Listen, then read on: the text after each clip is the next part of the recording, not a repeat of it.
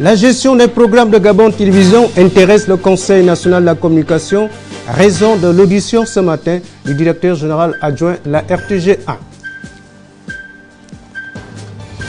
1. Insuffisance de parking à Libreville, les automobilistes en souffrent au grand bonheur des jeunes désœuvrés devenus des guides stationnement.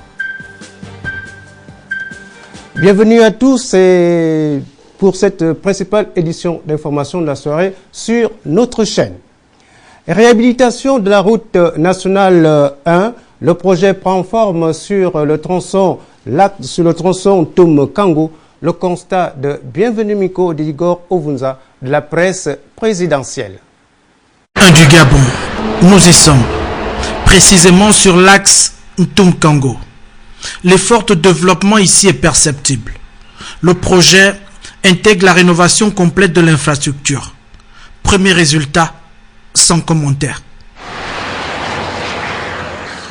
Le projet consiste en fait à la réhabilitation de la route nationale 1, notamment entre le pont Agoula et avant le pont Congo, sur un linéaire de 20,2 km. Dans l'élargissement de la route, nous avons le renforcement de la chaussée existante et l'élargissement de la route qui comporte une nouvelle structure de chaussée.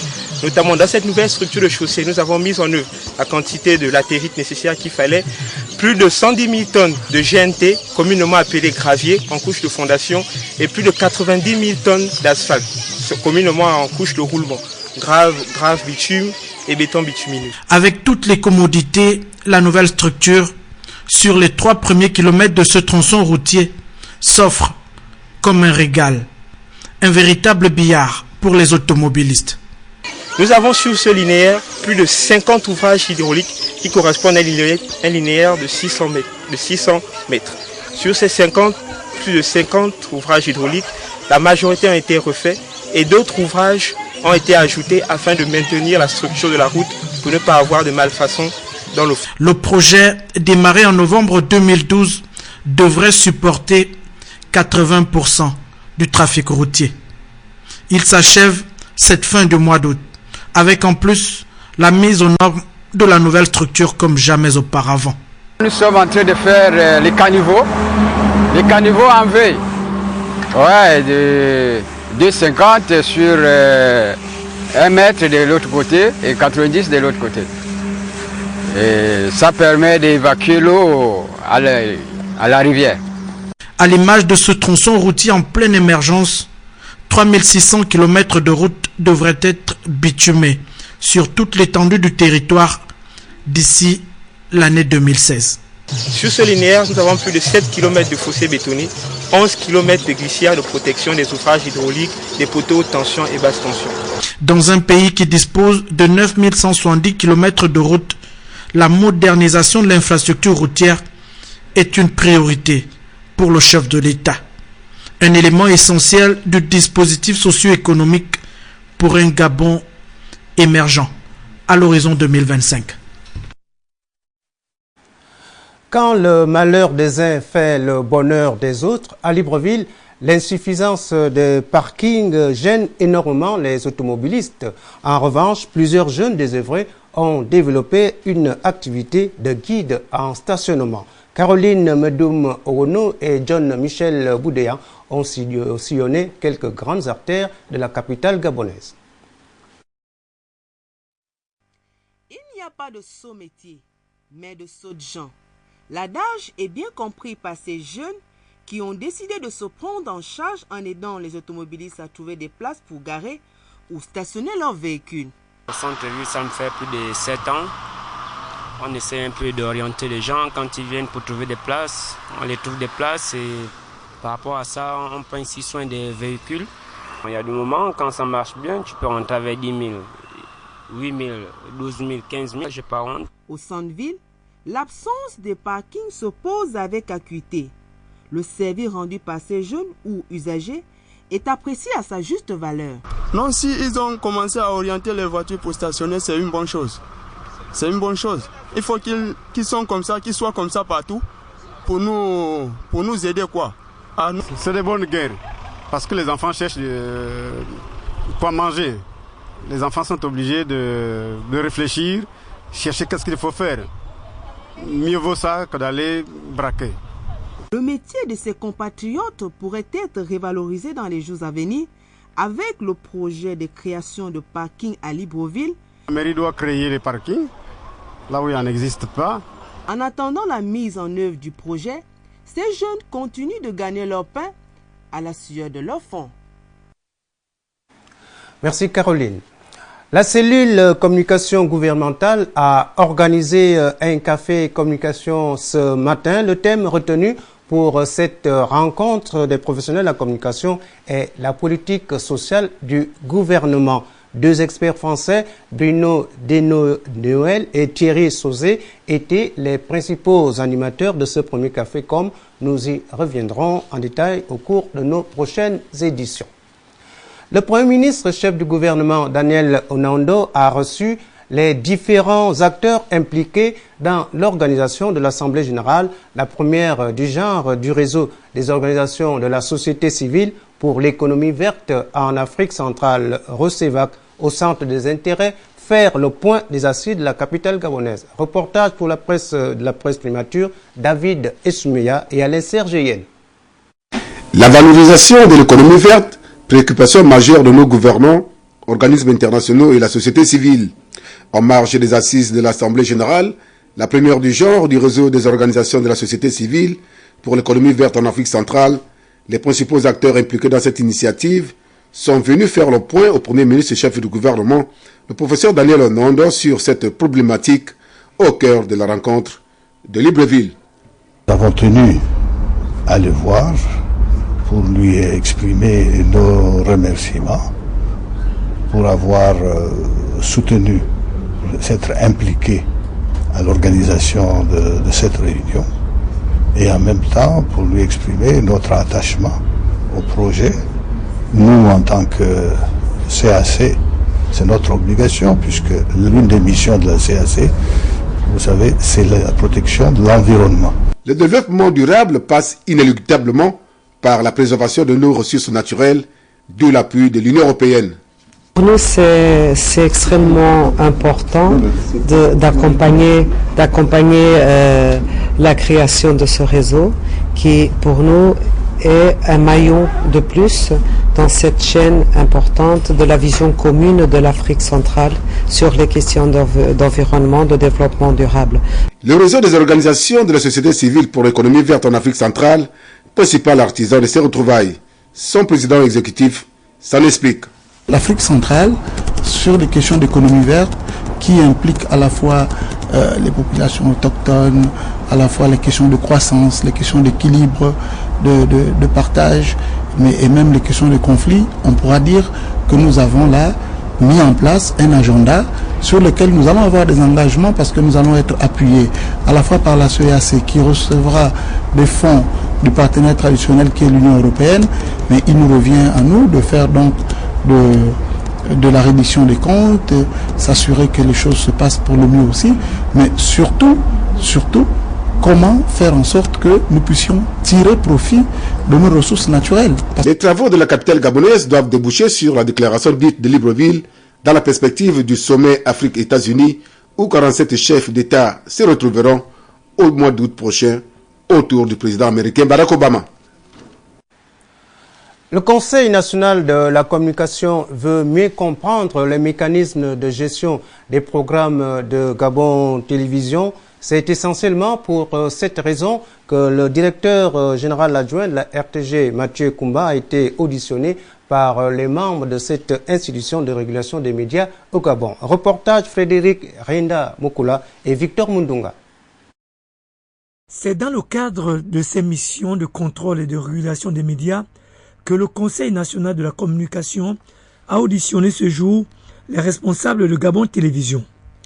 L'audience a été présidée par Madame Brigitte Anguille Diop, vice-présidente de l'institution, entourée de certains conseillers membres de l'organe de régulation des médias au Gabon.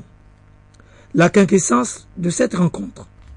Conformément à la loi organique, ils ont voulu savoir un peu comment nous gérons les programmes dans notre chaîne de télévision, puisque, comme vous le savez, nous sommes sur le câble Et les conseillers membres ont posé toutes ces questions pour avoir le cœur net et voir un peu comment nous confectionnons nos émissions et puis le modèle économique que nous utilisons pour pouvoir effectivement fonctionner dans notre chaîne de télévision. Donc en gros, voilà des questions qui rentrent dans l'ordre normal des choses, de la régulation justement des médias, et particulièrement la première chaîne de télévision nationale. Nous ne sommes pas exempts justement des auditions de la part du Conseil national de la communication, et nous avons été très heureux d'ailleurs de ce que les échanges se sont déroulés dans la confraternité totale, et les remarques également qui nous ont été faites sont très instructives, et nous pensons que nous allons prendre en compte ces remarques justement dans la confection des programmes de notre chaîne de télévision. Le Conseil national de la communication veille toujours efficacement au bon fonctionnement des médias au Gabon, et aucun organe de presse n'échappe à cette réglementation en vigueur. Prime d'incitation à la performance des agents du secteur public, les bénéficiaires continuent de passer à la caisse, les communicateurs également. Reportage Cédric Mouele Malonga et Félix Modibangoy. Lias à Gabon Télévision. Ces agents vivent la réalité du paiement de la prime d'incitation à la performance. Jusqu'ici perçue comme une rumeur, grand nombre étaient déjà plongés dans l'incertitude. Mais aujourd'hui, le voile est levé. J'ai touché la mienne. Vous avez touché votre prime? Oui, j'ai touché la mienne. Alors, qu'est-ce que ça vous fait aujourd'hui? C'est un plaisir. C'est que le gouvernement est sérieux. Ce qui avait été promis par les hautes instances de la République a été effectif aujourd'hui. Je ne peux que m'en réjouir au nom de tous mes frères et mes collègues, dans l'espoir qu'aucun nom ne soit oublié. C'est tout ce que je souhaite. Pour ce trimestre, ils ont tous droit à cette prime. Les critères de performance annoncés ne seront applicables que pour le prochain. Et là encore, le ministère de la fonction publique, qui depuis lors est resté bouche cousue sur ce sujet, est attendu. C'est une très bonne chose que les gens, après plusieurs années de labeur, plusieurs années, disons, de souffrance, puissent enfin commencer à voir un jour nouveau. Vous y avez quand même cru dès le départ? Oui, incontestablement. J'y ai cru dans la mesure où j'ai pris connaissance de ce que la prime était d'ores et déjà payée au niveau d'autres administrations. À travers le paiement de la prime d'incitation à la performance, l'engagement du chef de l'État Ali Bongo Ondimba vise surtout à motiver les efforts des agents civils de l'État. Tournée des membres de la Cour constitutionnelle en province. Après Logoué et Vindo, c'est la province septentrionale du pays, le Wellington, qui a accueilli la caravane de la Cour constitutionnelle. Comme dans toutes les autres provinces, leur mission partout où ils sont passés est claire: vérifier comment se sont déroulées les opérations de recensement général de la population. Reportage Marie-Louise Ntameyogo et Max Olivier Oba. Après une journée en voiture sur le long trajet qui sépare Makoko du Wellington, les juges constitutionnels sont enfin arrivés à Oyem, Koum et Keng, où ils prendront leur quartier à l'hôtel Mikebe. Comme dans toutes les provinces où ils sont passés, ils ont tenu une grande réunion avec l'ensemble de l'administration à l'hôtel de ville d'Oyem, où ils vont expliquer l'objectif de leur mission en présence du nouvel édile de la ville d'Oyem, Vincent Esson Mengue. Madame Luzangue, juge constitutionnel, fera ici l'économie de la mission de la Cour constitutionnelle. Le constituant a prévu que la Cour constitutionnelle statue obligatoirement sur le recensement général de la population. Entre autres, elle connaît beaucoup d'autres sujets. Parmi ces sujets-là, il y a le contrôle de la régularité des opérations de recensement général de la population. Comment elle doit contrôler les opérations de recensement général de la population? Je vous renvoie à ce moment-là à la loi organique sur la Cour constitutionnelle qui donne des détails. Vous pourrez aller lire à partir de l'article 110A de la loi organique sur la Cour constitutionnelle jusqu'à l'article 110D qui lui indique comment elle doit faire, principalement. Après cette réunion, le travail va immédiatement commencer avec les chefs de quartier et autres auxiliaires d'administration, avec toujours pour les membres de la Cour constitutionnelle et leurs assistants, le même souci qui les anime depuis le début de leur mission, récolter le maximum d'informations possibles pour pouvoir rendre la décision sur le recensement général de la population et du logement. Après s'être divisés en petits groupes, les juges constitutionnels se sont rendus dans les différentes localités de la province du Wallintem. Tout justement, l'équipe de reporters de la Cour constitutionnelle a suivi particulièrement le juge Quentin Baptiste Rogombe à Bitam et Moyoki, ainsi que dans différents villages de la localité. Nous retrouvons Max Olivier Oba. De la ville d'Oyem à Meyoki, en passant par les villages Konoville, Aoua et la commune de Bitam, le juge Christian Baptiste Quentin et l'assistant Franck Olagué ont réuni à la préfecture du département d'Untem le préfet, le personnel de commandement et les auxiliaires de l'administration. Madame le président de la Cour constitutionnelle, Marie-Madeleine Baronfo, mandat de venir ici à Bitam, dans la commune de Bitam, pour voir comment l'opération de recensement général de la population se déroulait. Vous savez que la constitution de notre pays dit que l'État a le devoir d'organiser un recensement général de la population tous les 10 ans. En 2003, j'avais séjourné ici dans la commune de Bitam pour les mêmes raisons. 10 ans plus tard, parce que nous avons séjourné en 2004, puisque le recensement avait eu lieu en 2003, 10 ans plus tard, en 2013, on a organisé un autre recensement général de la population, il vient de se dérouler. Et nous sommes en 2014, je reviens ici pour faire procéder au même contrôle. Comme toute pédagogie, la répétition s'impose pour s'assurer de la bonne réception du message. C'est ce qu'ils feront quelques heures plus tard à la sous-préfecture de Meyoki. Nous savons que chaque autorité administrative a des auxiliaires de commandement. Vous êtes les auxiliaires de commandement du sous-préfet qui est à ma droite, n'est-ce pas? Vous êtes respectivement chef de canton, de village, de regroupement de village. Le sous-préfet, malgré tout son talent, malgré toutes ses capacités, il peut pas être partout à la fois. Il est ici à Meyoki, mais vous le représentez dans les différents villages. Vous êtes ses yeux dans les villages, vous êtes ses oreilles. Tout ce qui se passe, vous le lui rapportez, n'est-ce pas? C'est la raison pour laquelle nous avons tenu à vous associer, pour que vous nous aidiez à savoir, à comprendre comment les opérations de recensement de la population se sont déroulées dans le district de Meyoki. Comment se sont déroulées les opérations de recensement dans cette localité? Tout le monde a-t-il été associé à ces opérations? A-t-on exclu les étrangers vivant sur nos territoires de ces opérations?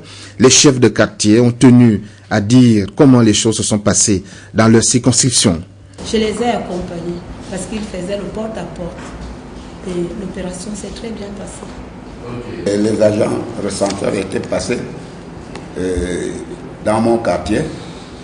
Ils m'ont vu, moi j'ai dit bon, comme vous êtes venus, je vais faire le travail avec vous. Je les ai accompagnés à recenser les gens du quartier et les étrangers, y compris les maisons. Après la province du Wallintem, la caravane de la Cour constitutionnelle a pris la direction du sud du Gabon, dans la province de Logouelolo. Les Français ont célébré hier, 14 juillet, leur fête nationale. Cet événement a été marqué à Libreville par la traditionnelle prise d'armes au camp de Gaulle. Reportage Frédéric Yendamukula et Amédée Ndongo.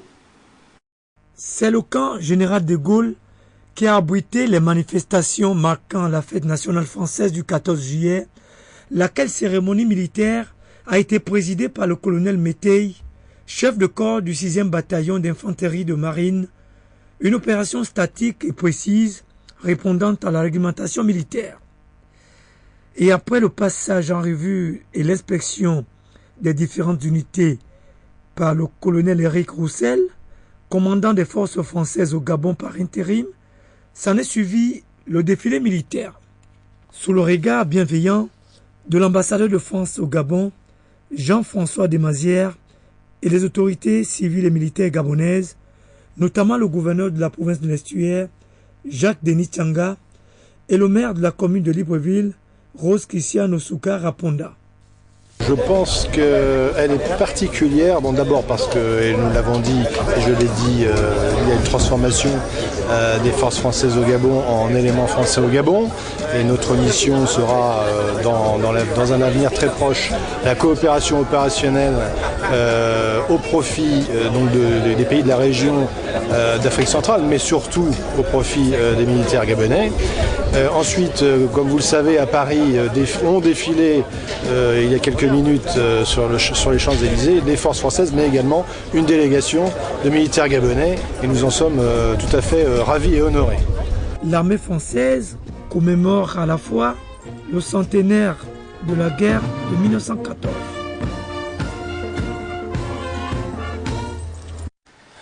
Volet politique de ce journal, l'Union du peuple gabonais UPG a soufflé hier ses 25 bougies. Les responsables de ce parti politique de l'opposition se sont retrouvés pour l'événement au siège d'Awenje. Reportage Henrik Bokoko et Louis Bestar Lenyongo. 1989, 14 juillet 2014. L'Union du peuple gabonais célèbre son 25e anniversaire. À la tribune officielle, le grand fauteuil au tissu rouge, toujours réservé à Pierre Mombundu.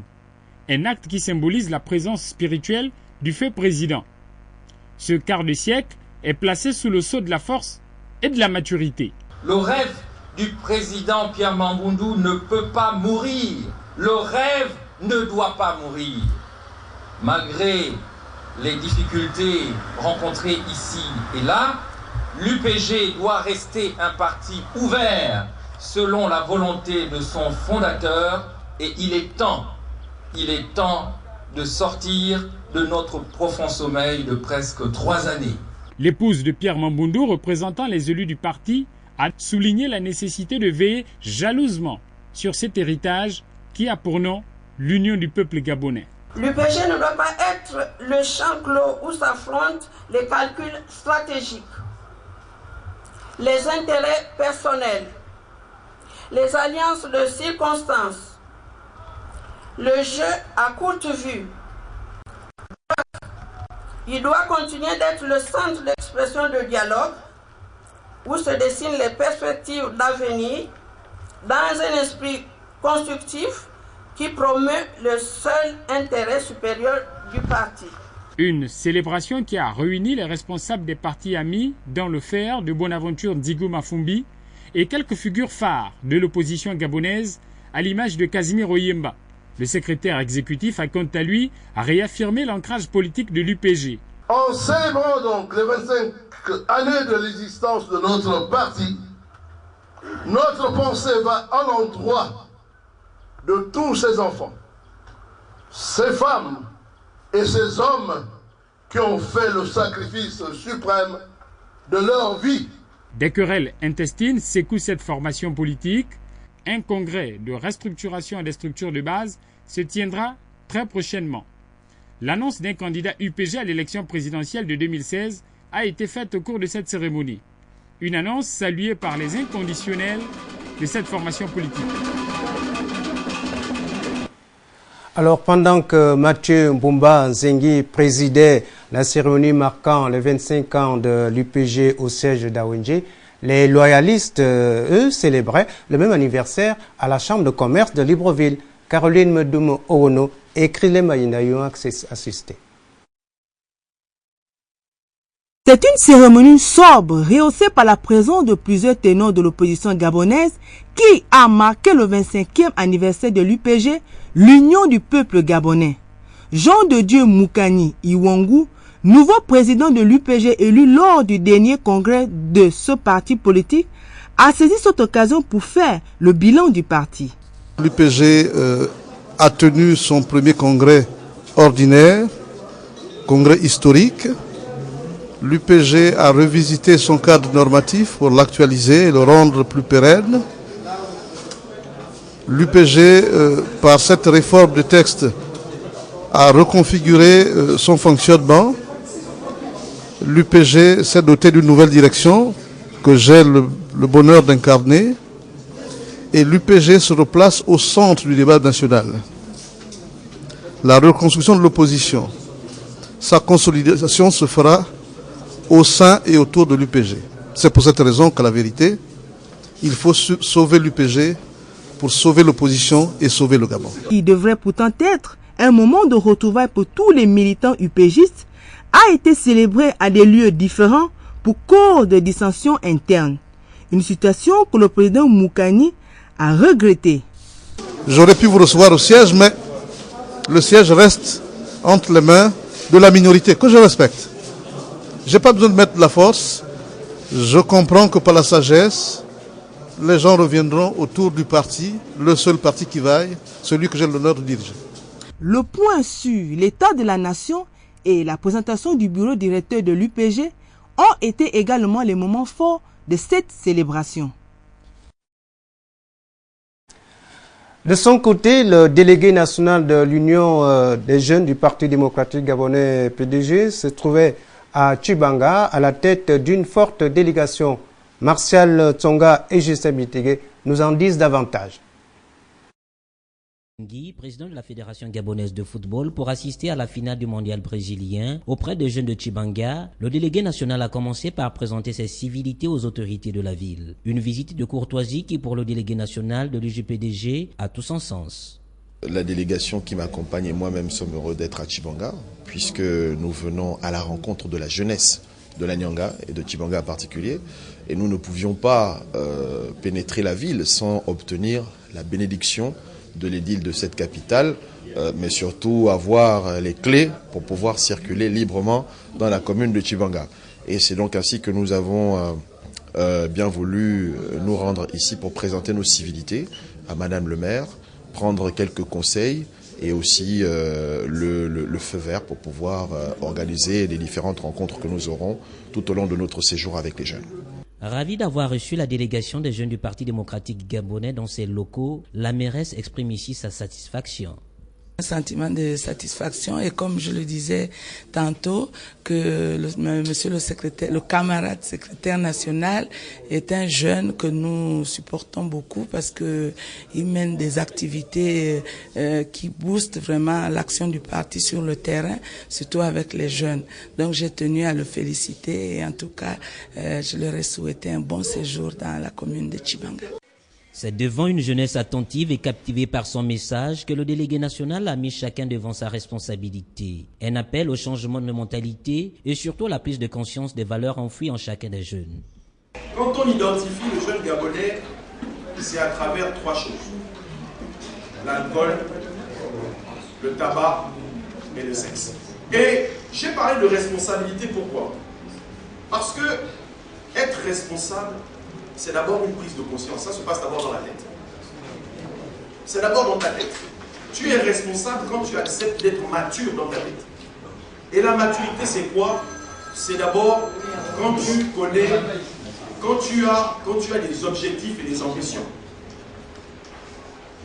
Chacun de vous doit avoir un objectif pour sa vie. Si ton objectif, c'est de finir sous l'art, tu finiras sous l'art. Si ton objectif c'est de devenir ingénieur, tu seras ingénieur. Massivement présents au rendez-vous donné par Vivien Péa, les jeunes de Tchibanga ont apprécié le message qui leur a été adressé.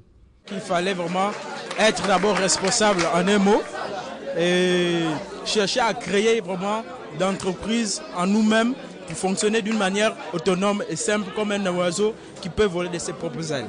Il a demandé à ce qu'on prenne nos vies d'abord en main, qu'on soit responsable d'abord en tant que jeunes, afin qu'on puisse nous respecter dans l'avenir et aussi tenir compte de ce que nos parents ont vécu auparavant pour que ça ne nous arrive pas à nous. La délégation de l'Union des jeunes du Parti démocratique gabonais a appelé les jeunes de Tchibanga à plus de responsabilité, à l'esprit entrepreneurial. On ne peut entreprendre si on n'est pas responsable. Comme quoi, la meilleure façon de marquer positivement son existence, c'est le travail. Tout homme est maître de son propre destin. Dieu ne fait pour nous que ce que chacun fait pour lui-même. L'homme n'est rien d'autre que ce qu'il se fait. À propos toujours de ce parti politique, le secrétariat exécutif du Parti démocratique gabonais convie la presse nationale et internationale à la conférence de presse que le secrétaire général du parti prononcera le mercredi 16 juillet 2014 à 16h au siège du parti au quartier Loué. Œuvre de bienfaisance dans un élan de solidarité sociale, le ministre de la Communication est allé apporter une aide à la communauté musulmane de la commune de Bitam au nord du Gabon et qui observe en ce moment le carême. Reportage Lolita Obono et Pierre Claver est là.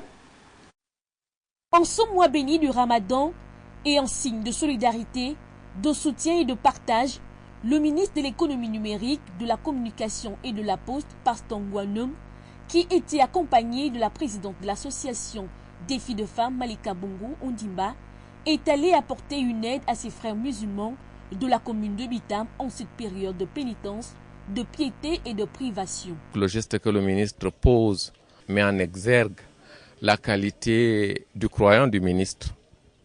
Et l'islam, comme le christianisme, comme le judaïsme, sont des religions révélées par le seul Dieu, le même, le Dieu unique. Et donc le geste que le ministre pose simplement est un acte d'assistance et de confraternité pour montrer que nous sommes tous un ici. Et donc tout ce qui concerne la communauté musulmane, il se sent impliqué. Ce n'est pas le premier ou l'acte isolé. Pour la communauté musulmane, leurs prières en cette période vont aussi à l'endroit des dirigeants du pays en vue de la bonne marche des affaires et afin de préserver la quiétude. Retour à Libreville où la financière africaine de micro-projets vient d'inaugurer sa nouvelle agence située au quartier Nzengayon. Objectif, se rapprocher davantage de sa clientèle. Reportage Cédric Mouele-Malonga. La financière africaine de micro-projets s'installe au quartier Nzengayon. Cette entreprise contribue à la lutte contre la pauvreté en octroyant des prêts de faible montant, appelés microcrédits.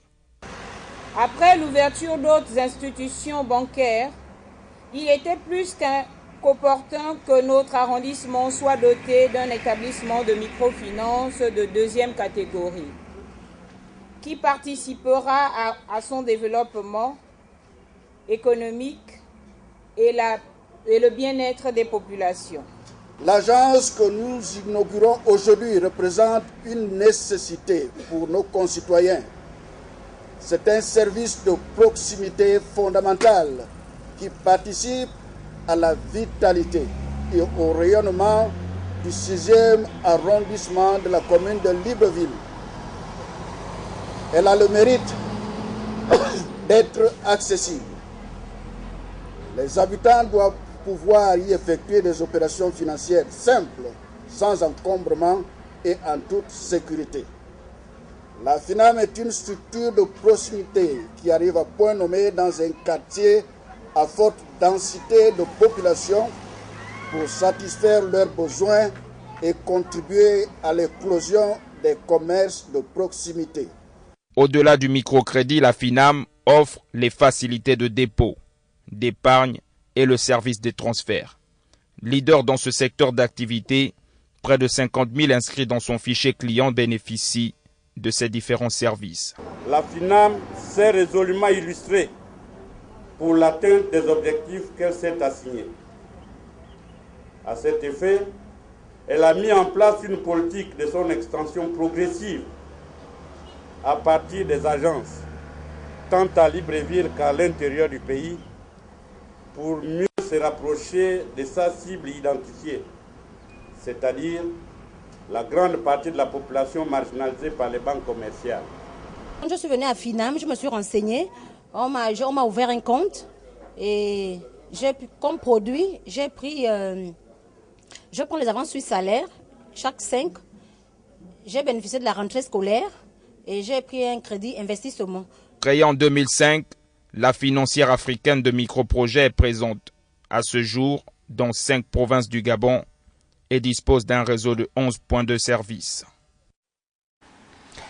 Prix Sénarès Sepig, terre fertile, un cahier de méditation conçu par Edwige Ludwine Irumba Njogas. La présentation au public est faite ici dans le cadre du prix Sénarès CEPIC. Marie-Josée Ndombi et Chantal Maround. Chargée des relations extérieures à Radio-Télévision Bethel Média, responsable d'une agence de communication et d'impression, Edwige Ludwine Irumba Njogas propose un agenda du monde religieux dénommé Terre fertile. Ça part du constat du besoin qu'il y a dans les églises, le monde religieux en général. Pour avoir parcouru plusieurs assemblées, plusieurs obédiences religieuses, j'ai pu constater le besoin de la prise de notes organisée pour ces personnes qui vont dans ces milieux-là. Donc, ayant constaté le besoin, je me suis assis et j'ai réfléchi et c'est comme ça que je sors ce support. Tout est prévu dans ce produit de 224 pages qui sort à l'année et destiné à un public varié. Il n'est pas seulement destiné au public religieux parce qu'à l'intérieur de mon cahier, Terre fertile, mon cahier de méditation, vous allez retrouver des pages publicitaires. Des pages publicitaires qui feront la publicité des merveilles, je dirais, des merveilles que Dieu a offert pour l'exemple de notre pays, Dieu a offert à notre pays, tel que, pour un exemple, je prendrais le perroquet gabonais, qui est une espèce trouvée uniquement au Gabon. Dans Terre fertile, il y aura aussi des bannières qui seront à la disposition de ceux qui voudront faire de la publicité dans le cadre, dans un cadre propre, c'est-à-dire ce ne sera pas permis pour des publicités obscènes. Terre fertile, c'est aussi une gamme de 3 variantes: vase d'or, vase de rein et vase d'argile. Le vase d'or, ce sera un produit de qualité supérieure, c'est clair, de qualité supérieure quant à son format, à la matière utilisée pour la réalisation, la fabrication, au papier utilisé. Donc déjà là, il aura une supériorité par rapport au reste. Donc supériorité en qualité, je veux dire supériorité en valeur, c'est-à-dire il coûtera plus cher que le reste. Mais le contenu restera le même.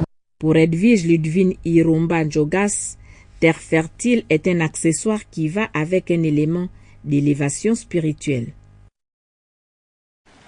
Un séminaire de formation en stratégie et management se tient depuis ce matin à Libreville à l'intention des cadres de la compagnie nationale internationale, la compagnie de navigation internationale et nationale. Objectif, revisiter les notions en matière de management en vue d'accroître leur productivité. C'est le reportage de Jos Lorna Wanji et de Menda Ringa. Esquisse d'une stratégie de réappropriation de la souveraineté nationale en matière de transport maritime, c'est autour de ce thème que se tient ce séminaire de formation en stratégie et management organisé à l'endroit des cadres de la Compagnie nationale de navigation intérieure et internationale, C2N2I. Le séminaire auquel vous allez prendre part tout à l'heure va vous permettre de vous approprier tous les instruments nécessaires pour une meilleure vision de l'entreprise et surtout mieux apprécier les enjeux et défis à relever pour le plus grand succès de notre entreprise. Ces enseignements fort utiles vous permettront également d'épouser le schéma de gouvernance de la direction générale adopté par son conseil d'administration. Occasion également pour l'administrateur directeur général de la C2N2I de rassurer quant à la performance dont fera preuve son équipe au sortir de ce séminaire de formation. Nous sommes aujourd'hui en deuxième phase que nous avons baptisée la phase de la montée en puissance. Or, cette montée en puissance ne peut se faire qu'avec des outils adaptés et offrant des chances de réussite par rapport aux enjeux.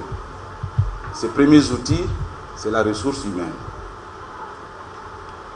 Je suis donc amené, par rapport à la feuille de route, à mettre en œuvre le deuxième volet de la politique de développement de l'entreprise, qui commence aujourd'hui, comme je l'ai dit, par ce séminaire de formation, qui vise à faire en sorte que l'ensemble des acteurs qui m'accompagnent dans la réalisation de ce projet puissent avoir la meilleure compréhension de leurs responsabilités, de leur rôle par rapport aux objectifs fixés par le conseil d'administration. Je suis en mesure de vous dire que cette montée en puissance va se faire. Elle se réalisera dans les délais que vous m'avez donnés. Elle se réalisera parce que cette ressource humaine qui est engagée aujourd'hui avait besoin de ce complément indispensable qui est la formation. Les travaux ouverts ce jour et animés par les docteurs Léon Edgar Njambou et François Edgar Faure sont prévus durer 48 heures. Une note de sport dans ce journal, championnat national de basketball cadet junior, c'était à Lambaréné ce week-end, organisé par la Fédération gabonaise de basketball. Cette compétition était placée sous le haut patronage de Mme Rose Francine Rogomé, président du Sénat. Reportage Guy-Roger Lendira et Hilarion Akumbo. Véritable opération de charme du ballon orange dans la province du Moyen-Ogooué avec le championnat du Gabon de basket des catégories des U16 et U18 garçons et U23 filles regroupant les provinces de l'estuaire du Moyen-Ogooué, de l'Ogooué-Vindo, de l'Ogooué-Lolo, de l'Ogooué-Maritime et du Wallentem. C'est Mme Rose Francine Rogombe, sénatrice de la ville de Lambaréné, en même temps présidente du Sénat, qui, au cœur du sport dans la province, qui a donné le coup d'envoi de cette compétition. Rendez-vous de la jeune génération du basketball gabonais, ce championnat a vu des individualités exceptionnelles de qualité.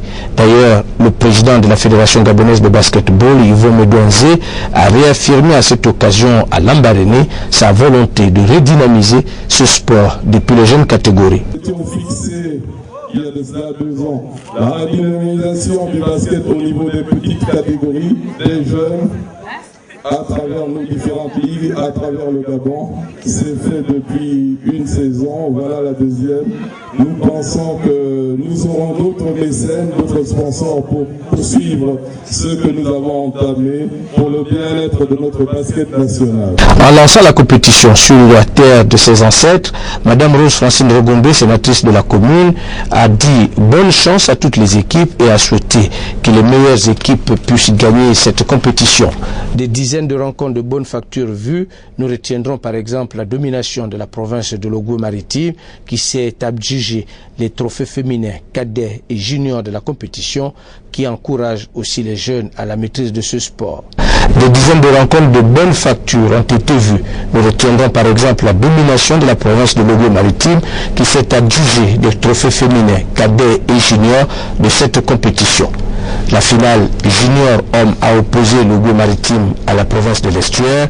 Les joueurs venus de Port-Gentil ont gagné de justesse 72-71 après avoir été pendant longtemps longuement en tête. Plusieurs autorités présentes au plateau du lycée d'État de Lambaréné, notamment Mme Rose Francine Rogombe, le président du Sénat, le gouverneur de la province de Moyen-Ogooué, le maire de Lambaréné, le président de la Fédération gabonaise de basketball et son bureau, ainsi que certains responsables administratifs ont remis les lots de récompense aux meilleurs joueurs et aux meilleures équipes méritantes de cette compétition.